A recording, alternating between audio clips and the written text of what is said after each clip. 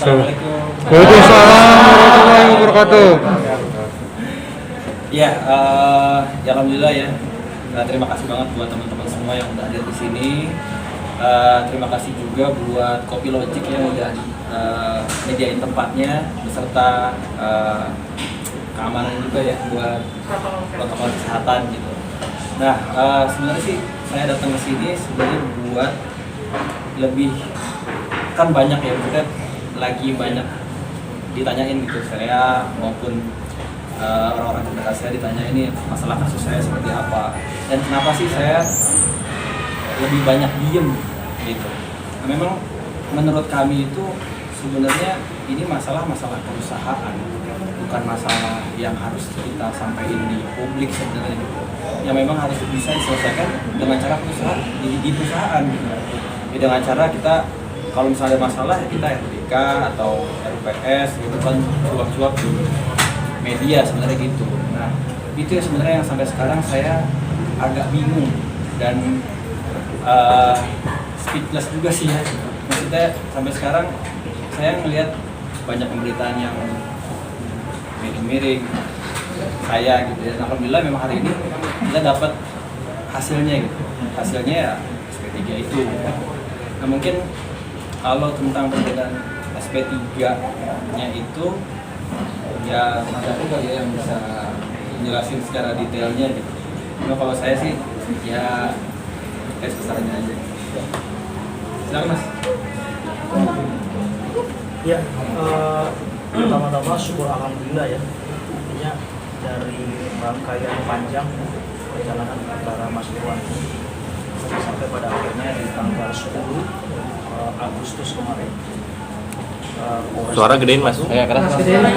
Polrestabes Bandung sudah memberikan kami surat perintah penghentian penyidikan. Artinya SP3 ini adalah bukti bahwa perkara yang dituduhkan kepada Mas Irwan selama ini itulah tidaklah benar. Seperti kurang lebih.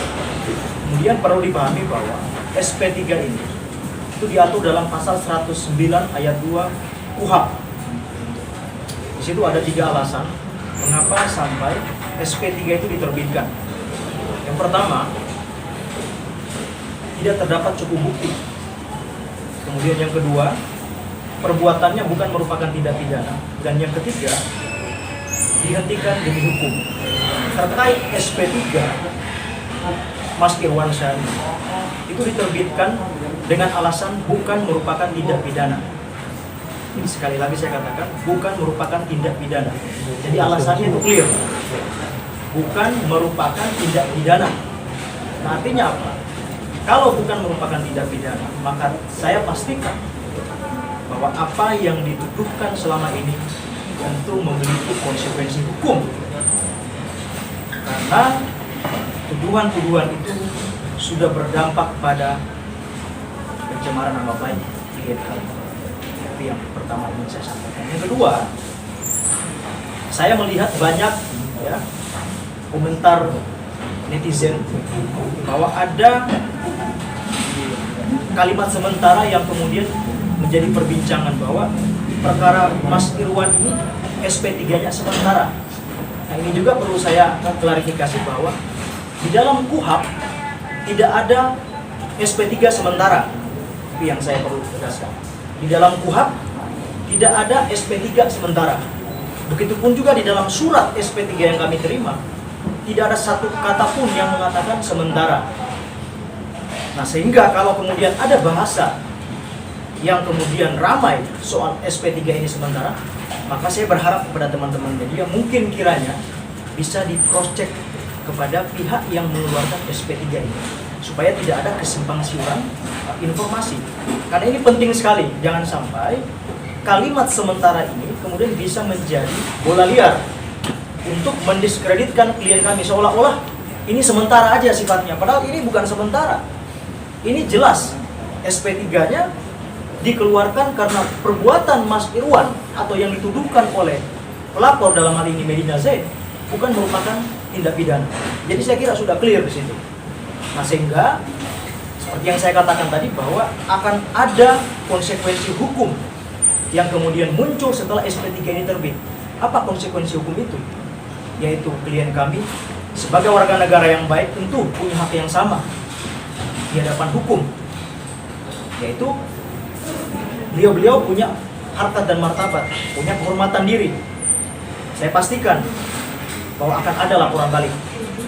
Dan perlu dicatat bahwa salah satu dari terlapor yang sudah di SP3 kasusnya itu sudah melaporkan Medina Zaid dan Lukman Azhari di Polda Metro Jaya. Sudah melaporkan. Kalau ditanya kapan dilaporkan, silakan teman-teman cross check di Kepolisian Daerah Metro Jaya. Saya kira itu dari saya. Yang pasti kita sudahi persoalan ini, dan Mas Irwan sejujurnya dari hati yang paling dalam sebenarnya tidak ada keinginan untuk melakukan upaya hukum dan sebagainya. Tapi karena udah terlanjur masyarakat menilai negatif atas tuduhan itu, setelah diterbitkan SP3 dan tidak terbukti perbuatan ini yang dituduhkan, maka beliau akan merehabilitasi namanya dengan proses hukum yang akan dilakukan. Saya kira itu dari saya. Bang, kenapa kemarin bisa naik sidik kalau memang tidak ada tindak pidana terus tiba-tiba diberhentikan? Saya tidak bisa menjawab itu karena itu merupakan wewenang daripada kepolisian atau penyidik yang memeriksa. Saya kira pertanyaan itu nanti ditanyakan kepada penyidik karena beliau yang lebih memahami, beliau yang punya wewenang soal itu. Tapi kemarin laporannya atas dugaan apa, pencemaran nama baik? Iya betul. Kemarin kita sudah laporkan dugaan pencemaran nama baik, pasal 27 ayat 3 Undang-Undang ITE, kemudian pasal 310, 311 KUHP, dan pasal 45 ayat 3 Undang-Undang ITE. Itu yang kita laporkan kemarin dengan terlapor. 1, Medina Susani alias Medina Zain, dan yang kedua Saudara Lukman Azhari. Itu baru 1 LP ya, karena baru 1 terlapornya. Di SP3 ada 3 terlapornya. Ditambah lagi, tambah lagi nih, perusahaan merasa dirugikan dengan respon itu, dirugikan dengan tuduhan itu. Kenapa? Karena harusnya masalah internal tidak dipublikasi. Saya meyakini bahwa sebenarnya mereka tahu bahwa perselisihan internal itu sudah diatur dalam Undang-Undang Perseroan Terbatas. Ketika ada keputusan yang tidak bisa diterima oleh salah satu pemegang saham misalkan atau salah satu komisaris, maka ada upaya hukum di dalam Undang-Undang Perseroan itu diberikan kepada mereka. Misalkan gugat perdata ke pengadilan. Itu jelas kok di dalam pasal 61 Undang-Undang Perseroan. Tapi tidak dipilih oleh mereka. Yang ada mereka melaporkan secara pidana dan melakukan konferensi pers. Inilah yang kami sangat sesalkan sebenarnya. Apalagi di hubungan mereka ini sebenarnya bukan hubungan biasa-biasa saja, hubungan pertemanan yang sudah cukup lama ya. Tapi saya tidak mau mengomentari karena itu sebuah keputusan yang sudah terlanjur diambil. Ibarat kata nasi sudah jadi bubur, dan sekarang saatnya kami mengambil langkah-langkah hukum dengan melaporkan pihak-pihak yang sudah melaporkan klien kami. Itu kira-kira. Mas Irwan mungkin boleh mengungkapkan perasaannya SP3, maksudnya polisi memberhentikan kasusnya yang si pelapor sendiri, terus sampai akhirnya melapor balik itu, bisa perasaannya? Ya pasti perasaannya alhamdulillah syukur ya. Zaskia juga senang banget karena memang ini kasus sudah lumayan lama, udah bulanan ya. Pasti dapat kabar dari Polrestabes ya Mas ya?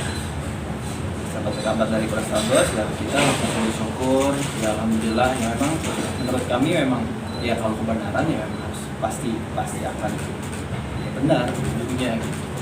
Oh ya, lupa juga nih, kali ini direktur kita nih, direktur Mahkota yang terlapor juga. Kita aja.